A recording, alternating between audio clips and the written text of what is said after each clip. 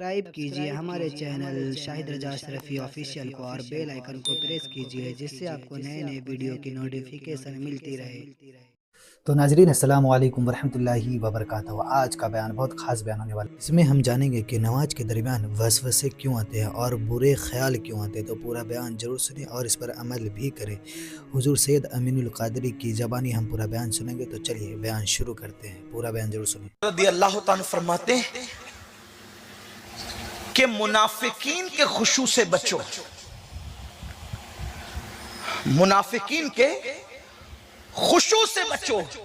پوچھا گیا کہ یہ منافقوں کا خشوع کیا ہے، یہ منافقین کا خشوع کیا ہے؟ تو صدیق اکبر فرماتے ہیں منافقین کا خشوع یہ ہے کہ جسم پر تو خشوع طاری ہے نماز میں، لیکن اندر دل میں خشوع نہیں ہے، یہ منافقین کا خشوع ہے۔ اور مومنین کا خشوع یہ ہے کہ دل بھی خدا سے لرز رہا ہے اور بدن بھی خدا کے خوف سے لرز رہا ہے، یہ مومنین کا خشوع ہے، اور ایسی نمازیں اللہ کے قرب تک پہنچاتی ہے۔ اس لیے آج لوگ بہت سارے لوگ شکایت کرتے ہیں کہ سید صاحب میری نماز میں وسوسے بہت آتے ہیں، ذہن ایک طرف نہیں رہتا۔ آسان طریقہ بتاتا ہوں، اللہ اکبر سے لے کر السلام علیکم ورحمت اللہ تک پوری نماز کا ترجمہ یاد کر لو، یعنی جو نماز میں کہہ رہے ہو اس کو سمجھنے کی کوشش کرو کہ کہتے کیا ہو۔ اللہ اکبر کا مطلب ہے اللہ سب سے بڑا ہے۔ اس طرح پوری نماز یاد کر لو، تو جب تم نماز کا ترجمہ یاد کر لو گے تو عربی میں پڑھو گے تو اردو دماغ میں گھومتا رہے گا، اور جب دماغ میں گھومتا رہے گا تو اتنا آپ کے دل کے اندر خشوع پیدا ہوتی رہے گی۔ اور پھر میرے آقا علیہ السلام نے فرمایا، بخاری شریف کی حدیث ہے، مسلمانوں جب کوئی مومن نماز پڑھتا ہے تو وہ کتنے بلند مرتبے پر فائز ہو جاتا ہے۔ افسوس لوگوں کو کوئی وکیل بلائے، ڈاکٹر بلائے، انجینئر بلائے، وزیر بلائے، امیر بلائے تو لوگ کہتے فلاں نے بلایا، فلاں نے بلایا، فلاں نے بلایا، اپنے پاس بٹھایا، مجھ سے باتیں کی۔ بخاری شریف کی حدیث ہے، اللہ کے رسول صلی اللہ علیہ وسلم فرماتے ہیں جب تم نماز میں رہتے ہو تو کعبے اور تمہارے درمیان تمہارا خدا رہتا ہے۔ حضور فرماتے ہیں کعبے اور تمہارے درمیان وہ اللہ جو جہد سے پاک ہے، وہ اللہ جو سمت سے پاک ہے، وہ اللہ جو آنے جانے سے پاک ہے، وہ اللہ جو زمان و مکان سے پاک ہے۔ میرے نبی نے فرمایا جیسا کہ اس کی شان ہے تمہارے اور کعبے کے درمیان تمہارا اللہ ہوتا ہے۔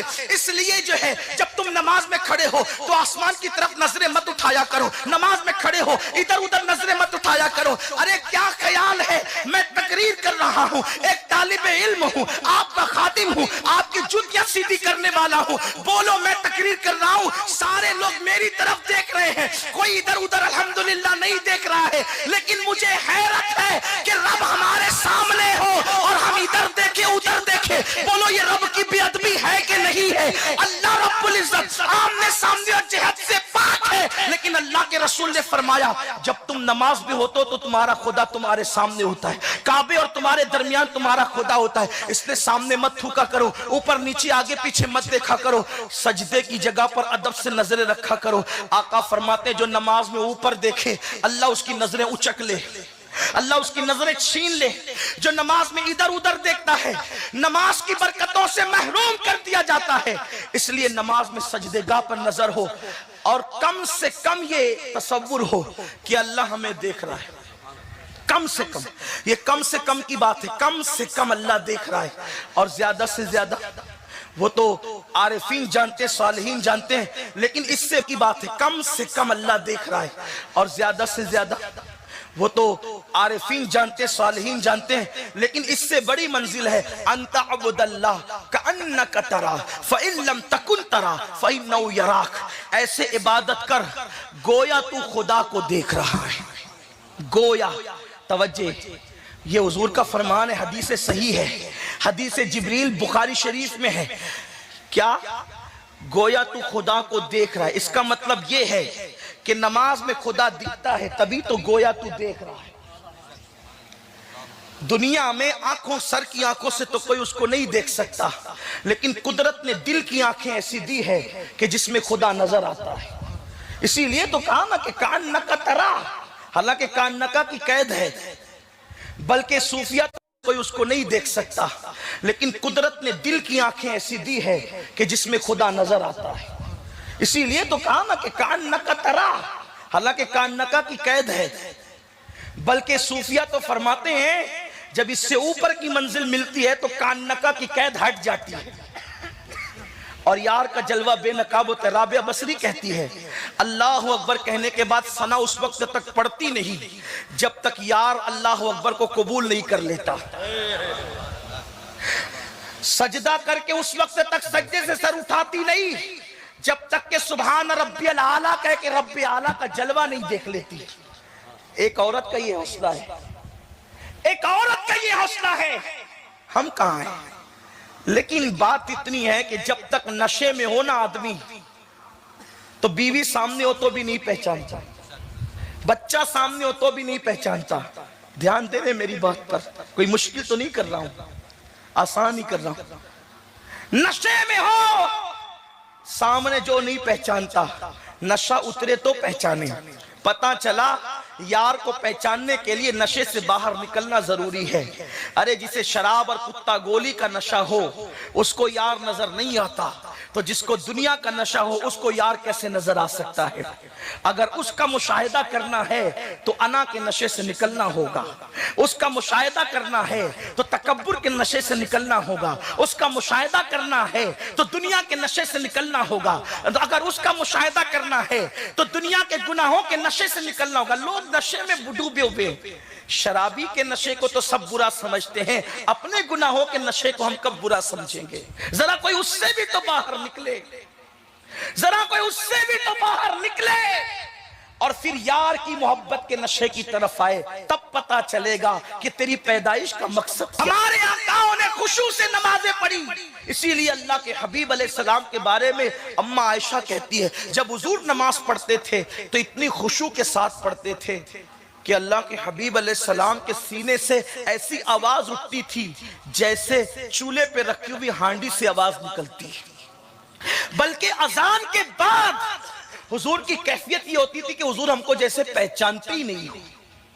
اذان کے بعد آقا کی کیفیت یہ تھی جیسے پہچانتے ہی نہیں ہو۔ امام زین العابدین سید سجاد بیمار کربلا مظلوم کربلا، امام العابدین امام الائمہ سیدنا امام زین العابدین علی ابن حسین جب وضو کرتے تو آپ کا چہرہ ایسے پیلا ہو جاتا جیسے کسی نے خون نچوڑ لیا ہو۔ لوگ کہتے ہیں آپ کا چہرہ پیلا کیسے ہو جاتا ہے؟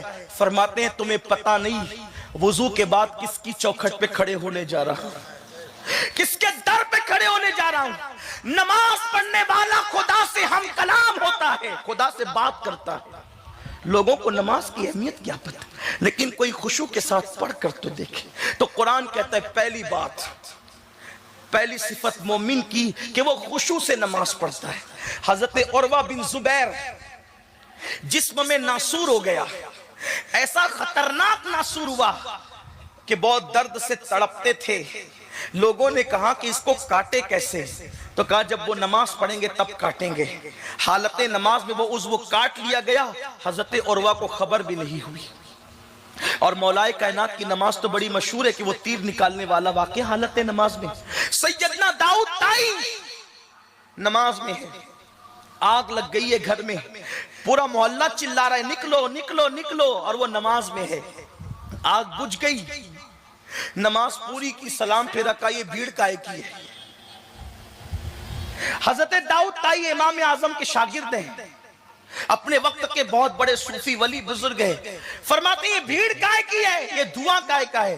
کہا حضرت آپ کے گھر میں آگ لگ گئی تھی، گھر جل رہا تھا، ہم آپ کو بچانے کے لیے آواز دے رہے تھے اور آپ کی محبت میں یہ بھیڑ جمع ہوئی۔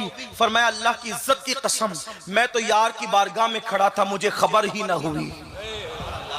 یہ نمازیں تھیں اور یہی نمازیں انسان کو مرتبے تک لے جاتی ہے۔ ہم جو نماز پڑھ رہے ہیں بڑی معذرت کے ساتھ، پہلے تو پڑھتے نہیں اور پڑھتے تو خشوع نہیں۔